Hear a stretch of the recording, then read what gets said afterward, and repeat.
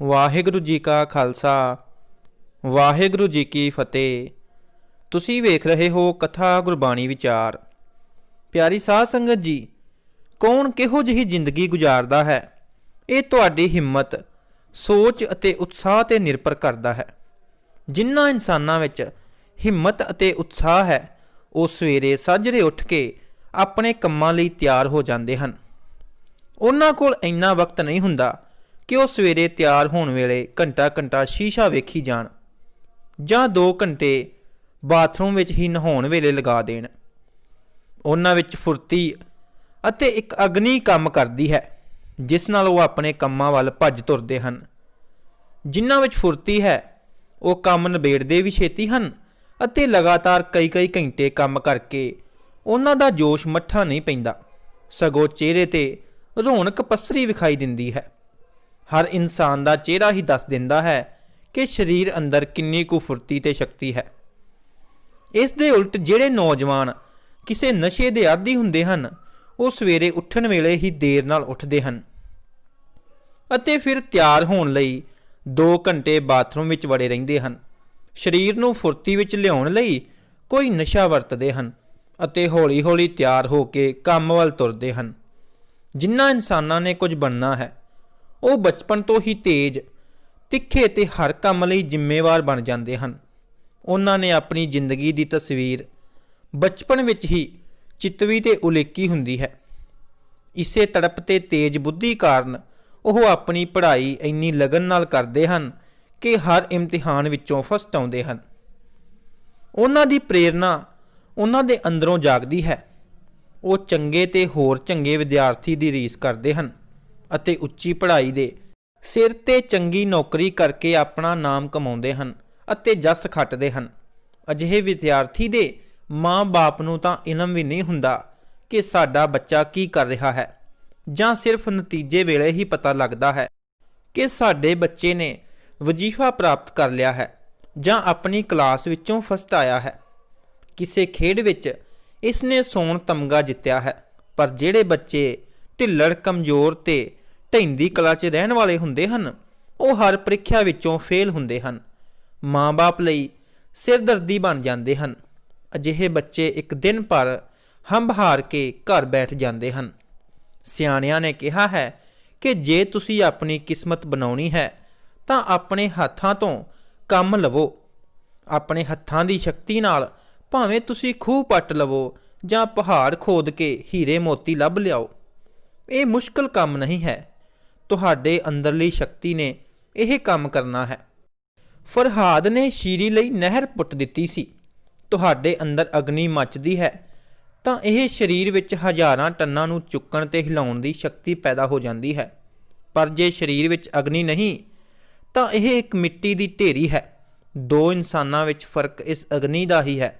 ਇੱਕ ਤੇਜ਼ ਤਰਾਰ ਕਾਮਾ ਕਿੰਨੀ ਤੇਜ਼ੀ ਨਾਲ ਕੰਮ 'ਚ ਰੁੱਝਿਆ ਵਿਖਾਈ ਦਿੰਦਾ ਹੈ ਅਤੇ ਦੂਜਾ ਢਿੱਲੜ ਕਾਮਾ ਹਰ ਵੇਲੇ ਹੱਥ ਨਾਲ ਲੱਗੀ ਘੜੀ ਵੱਲ ਵੇਖਦਾ ਰਹਿੰਦਾ ਹੈ, ਵਕਤ ਜਾਇਆ ਕਰਦਾ ਹੈ ਤੇ ਇੱਕ ਦਿਨ ਮਾਲਕਾਂ ਦੀ ਨਜ਼ਰ ਉਸ ਉੱਤੇ ਪੈ ਜਾਂਦੀ ਹੈ। ਅਜਿਹੇ ਕਾਮੇ ਨੂੰ ਕੰਮ ਤੋਂ ਜਵਾਬ ਮਿਲ ਜਾਂਦਾ ਹੈ। ਢਿੱਲੜ ਤੇ ਬੇਈਮਾਨ ਕਾਮੇ ਨੂੰ ਕੋਈ ਪਸੰਦ ਨਹੀਂ ਕਰਦਾ। ਸਿਆਣਿਆਂ ਦਾ ਕਥਨ ਹੈ ਕਿ ਹਰ ਇਨਸਾਨ ਆਪਣੀ ਕਿਸਮਤ ਆਪ ਬਣਾਉਂਦਾ ਹੈ। ਕੋਈ ਇਨਸਾਨ ਮਿੱਟੀ ਵਿੱਚੋਂ ਸੋਨਾ ਪੈਦਾ ਕਰਦਾ ਹੈ, ਮਿੱਟੀ ਪੁੱਟ ਕੇ ਜ਼ਮੀਨ ਤਿਆਰ ਕਰਕੇ ਫਸਲ ਬੀਜਦਾ ਹੈ, ਹਜ਼ਾਰਾਂ ਟੰਨਾਂ ਕਣਕ ਦੀ ਉਪਜ ਕਰ ਵਿਖਾਉਂਦਾ ਹੈ। ਪਰ ਦੂਜਾ ਢਿੱਲੜ, ਉਦਾਸ ਤੇ ਨਿਰਾਸ਼ ਇਨਸਾਨ ਸਿਰਫ ਬਲਦਾਂ ਵੱਲ ਵੇਖਦਾ ਰਹਿੰਦਾ ਹੈ। ਫਸਲ ਬੀਜਣ ਦਾ ਕੰਮ ਅੱਗੇ ਪਾਈ ਜਾਂਦਾ ਹੈ। ਜਿਹੜੇ ਇਨਸਾਨ ਕੰਮ ਦੀ ਤਲਾਸ਼ ਨਾ ਕਰਨ ਜਾਂ ਸਿਰਫ ਘਰ ਬੈਠ ਕੇ ਹੀ ਵਿਉਂਤਾਂ ਬਣਾਈ ਜਾਣ, ਉਹ ਕਿਸੇ ਵੀ ਕੰਮ ਵਿੱਚ ਸਫਲ ਨਹੀਂ ਹੋ ਸਕਦੇ। ਅਜਿਹੇ ਇਨਸਾਨ ਜੇ ਕਿਤੇ ਜਾਣ ਲਈ ਤਿਆਰ ਹੋ ਕੇ ਬੱਸ ਅੱਡੇ ਵੀ ਪਹੁੰਚ ਜਾਣ ਤਾਂ ਮਾੜੀ ਨੀਅਤ ਕਾਰਨ ਫੈਸਲਾ ਬਦਲ ਲੈਂਦੇ ਹਨ। ਪਿਛਾਂ ਖਿੱਚੂ ਰੁਚੀ ਉਹਨਾਂ ਨੂੰ ਕੁਝ ਕਰਨ ਤੋਂ ਅਸਮਰੱਥ ਬਣਾ ਦਿੰਦੀ ਹੈ। ਮੰਜ਼ਿਲ ਵੱਲ ਪੁੱਟਿਆ ਪਹਿਲਾ ਕਦਮ ਹੀ ਤੈਅ ਕਰ ਦਿੰਦਾ ਹੈ ਕਿ ਤੁਸੀਂ ਕਿਤੇ ਪਹੁੰਚੋਗੇ ਜਾਂ ਨਹੀਂ। ਜਿਨ੍ਹਾਂ ਇਨਸਾਨਾਂ ਨੂੰ ਜ਼ਿੰਦਗੀ ਜਿਉਣ ਦੀ ਜਾਚ ਆ ਜਾਵੇ, ਉਹ ਮੁਸ਼ਕਲਾਂ ਤੋਂ ਨਹੀਂ ਘਬਰਾਉਂਦੇ, ਉਹ ਉਦਾਸ ਨਹੀਂ ਹੁੰਦੇ ਅਤੇ ਨਾ ਹੀ ਉਹਨਾਂ ਨੂੰ ਕੋਈ ਉਦਾਸ ਕਰ ਸਕਦਾ ਹੈ। ਉਹਨਾਂ ਦੇ ਚਿਹਰੇ 'ਤੇ ਹਮੇਸ਼ਾ ਖੁਸ਼ੀ ਲਿਖੀ ਹੁੰਦੀ ਹੈ। ਹਰ ਕੰਮ ਨੂੰ ਉਹ ਉਤਸ਼ਾਹ ਦੀ ਨਜ਼ਰ ਨਾਲ ਵੇਖਦੇ ਹਨ। ਅਜਿਹੇ ਹੀ ਇਨਸਾਨਾਂ 'ਚ ਇੱਕ ਅਜਿਹੀ ਰੀਝ ਕੰਮ ਕਰਦੀ ਹੈ ਕਿ ਉਹ ਆਪਣੇ ਕੰਮਾਂ ਨੂੰ ਇੰਨੀ ਲਗਨ, ਪਿਆਰ, ਉਤਸ਼ਾਹ ਤੇ ਹਿੰਮਤ ਨਾਲ ਕਰਦੇ ਹਨ ਕਿ ਔਖੇ ਤੋਂ ਔਖੇ ਕੰਮ ਵੀ ਉਹਨਾਂ ਲਈ ਸੌਖੇ ਕੰਮ ਹੋ ਨਿਬੜਦੇ ਹਨ। ਸਿਆਣਿਆਂ ਨੇ ਕਿਹਾ ਹੈ ਕਿ ਪਹਿਲਾਂ ਤੁਸੀਂ ਕੋਈ ਛੋਟਾ ਜਿਹਾ ਕੰਮ ਸ਼ੁਰੂ ਕਰ ਲਵੋ, ਫਿਰ ਵੱਡਾ ਕੰਮ ਤੁਹਾਨੂੰ ਆਪੇ ਲੱਭ ਪਏਗਾ। ਵੇਖਿਆ ਗਿਆ ਹੈ ਕਿ ਜੁੱਤੀਆਂ ਪਾਲਿਸ਼ ਕਰਨ ਵਾਲੇ ਕਦੇ ਉਦਾਸ ਨਹੀਂ ਹੁੰਦੇ, ਸਗੋਂ ਆਪਣੇ ਗਾਹਕ ਵੱਲ ਇੱਕ ਮੁਸਕਾਨ ਸੁੱਟ ਕੇ ਉਹ ਗਾਹਕ ਨੂੰ ਖੁਸ਼ ਕਰ ਦਿੰਦੇ ਹਨ ਅਤੇ ਫਿਰ ਆਪਣਾ ਕੰਮ ਸ਼ੁਰੂ ਕਰਦੇ ਹਨ। ਵਕਤ ਨੇ ਆਪਣੀ ਰਫ਼ਤਾਰ ਨਾਲ ਬੀਤਦੇ ਜਾਣਾ ਹੈ, ਇਸ ਨੇ ਰੁਕਣਾ ਨਹੀਂ, ਤੇ ਤੁਹਾਨੂੰ ਚਾਹੀਦਾ ਹੈ ਕਿ ਆਪਣੀ ਜ਼ਿੰਦਗੀ 'ਤੇ ਇੱਕ ਝਾਤ ਮਾਰ ਲਵੋ ਕਿ ਹੁਣ ਤੱਕ ਤੁਸੀਂ ਕੀ ਕੀਤਾ ਹੈ ਅਤੇ ਅੱਗੇ ਤੋਂ ਤੁਸੀਂ ਕੀ ਕਰਨ ਲਈ ਤਿਆਰ ਬੈਠੇ ਹੋ। ਜ਼ਿੰਦਗੀ ਬਾਰੇ ਤੁਹਾਡੇ ਕਿਹੋ ਜਿਹੇ ਵਿਚਾਰ ਹਨ? ਜਦੋਂ ਕੋਇਲ ਗਾਉਂਦੀ ਹੈ ਤਾਂ ਇੱਕ ਚੰਗੇ ਇਨਸਾਨ ਨੂੰ ਉਹ ਆਪਣੀ ਆਵਾਜ਼ ਨਾਲ ਕੀਲ ਲੈਂਦੀ ਹੈ ਤੇ ਉਸ ਦਾ ਸੀਨਾ ਠਾਰ ਦਿੰਦੀ ਹੈ, ਪਰ ਉਦਾਸ ਤੇ ਨਿਰਾਸ਼ ਇਨਸਾਨ ਲਈ ਇਸ ਕੋਇਲ ਦੀ ਕੂਕ ਦੇ ਕੋਈ ਅਰਥ ਨਹੀਂ ਹੁੰਦੇ।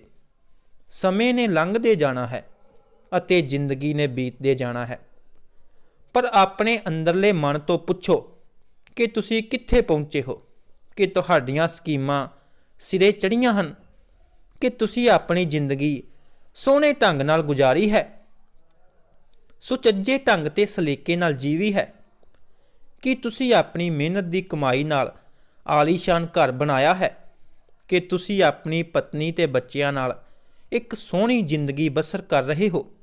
ਜੇ ਇਹ ਸਭ ਕੁਝ ਤੁਸੀਂ ਆਪਣੀ ਹਿੰਮਤ, ਸੋਚ ਅਤੇ ਉਤਸ਼ਾਹ ਨਾਲ ਪੈਦਾ ਕਰ ਲਿਆ ਹੈ ਤਾਂ ਫਿਰ ਪਛਤਾਵਾ ਕਿਸ ਗੱਲ ਦਾ? ਕੇਵਲ ਧਨ ਇਕੱਠਾ ਕਰਨਾ ਜ਼ਿੰਦਗੀ ਨਹੀਂ, ਜ਼ਿੰਦਗੀ ਹੈ ਹਰ ਪਲ ਮਿਹਨਤ ਕਰਨੀ, ਹਰ ਪਲ ਨੂੰ ਖੁਸ਼ੀ ਨਾਲ ਬਿਤਾਉਣ ਅਤੇ ਹਰ ਪਲ ਜ਼ਿੰਦਗੀ ਦੀ ਮਿੱਠੀ ਤੇ ਮਧੁਰ ਮੁਸਕਾਨ ਨਾਲ ਆਪਣੇ ਆਪ ਤੇ ਹੋਰਨਾਂ ਨੂੰ ਖੁਸ਼ ਰੱਖਣਾ। ਵਕਤ ਬੀਤਦਾ ਜਾਂਦਾ ਹੈ ਅਤੇ ਜ਼ਿੰਦਗੀ ਵੀ ਬੀਤ ਰਹੀ ਹੈ। ਇਹ ਤੁਸੀਂ ਨਿਰਣਾ ਕਰਨਾ ਹੈ ਕਿ ਤੁਸੀਂ ਆਪਣੀ ਜ਼ਿੰਦਗੀ ਕਿਵੇਂ ਜਿਉਣੀ ਹੈ, ਕਿਵੇਂ ਚੰਗੀ ਤੇ ਸਾਫ਼ ਸੁਥਰੀ ਜ਼ਿੰਦਗੀ ਨੂੰ ਆਪਣੀ ਹਮਸਫ਼ਰ ਬਣਾਉਣਾ ਹੈ। ਸ਼ੁਭ ਸਮਾਂ ਸ਼ੁਰੂ ਹੋਣ ਨਾਲ ਕੰਮ ਸ਼ੁਭ ਨਹੀਂ ਹੁੰਦਾ, ਸਗੋਂ ਕੰਮ ਸ਼ੁਰੂ ਹੋਣ ਨਾਲ ਸਮਾਂ ਸ਼ੁਭ ਹੋ ਜਾਂਦਾ ਹੈ। ਇਸ ਲਈ ਕਦੇ ਵੀ ਕੰਮ ਦੀ ਸ਼ੁਰੂਆਤ ਕਰਨ ਮੌਕੇ ਕੋਈ ਖਾਸ ਦਿਨ ਜਾਂ ਖਾਸ ਲਗਨ ਦੀ ਉਡੀਕ ਕਰਕੇ ਆਪਣਾ ਅਮੁੱਲ ਸਮਾਂ ਵਿਅਰਥ ਨਾ ਗਵਾਓ। ਬਸ ਕੰਮ ਨੂੰ ਸ਼ੁਰੂ ਕਰ ਦਿਓ। ਵਾਹਿਗੁਰੂ ਜੀ ਕਾ ਖਾਲਸਾ, ਵਾਹਿਗੁਰੂ ਜੀ ਕੀ ਫਤਿਹ। ਸੰਗਤ ਜੀ, ਜੇਕਰ ਤੁਹਾਨੂੰ ਇਹ ਵੀਡੀਓ ਪਸੰਦ ਆਈ ਹੈ, ਇਸ ਨੂੰ ਲਾਈਕ ਅਤੇ ਸ਼ੇਅਰ ਜ਼ਰੂਰ ਕਰਿਓ। ਜੇਕਰ ਤੁਸੀਂ ਚੈਨਲ 'ਤੇ ਨਵੇਂ ਆਏ ਹੋ ਤਾਂ ਚੈਨਲ ਨੂੰ ਸਬਸਕ੍ਰਾਈਬ ਕਰ ਲਵੋ। ਵਾਹਿਗੁਰੂ ਜੀ ਕਾ ਖਾਲਸਾ, ਵਾਹਿਗੁਰੂ ਜੀ ਕੀ ਫਤਿਹ।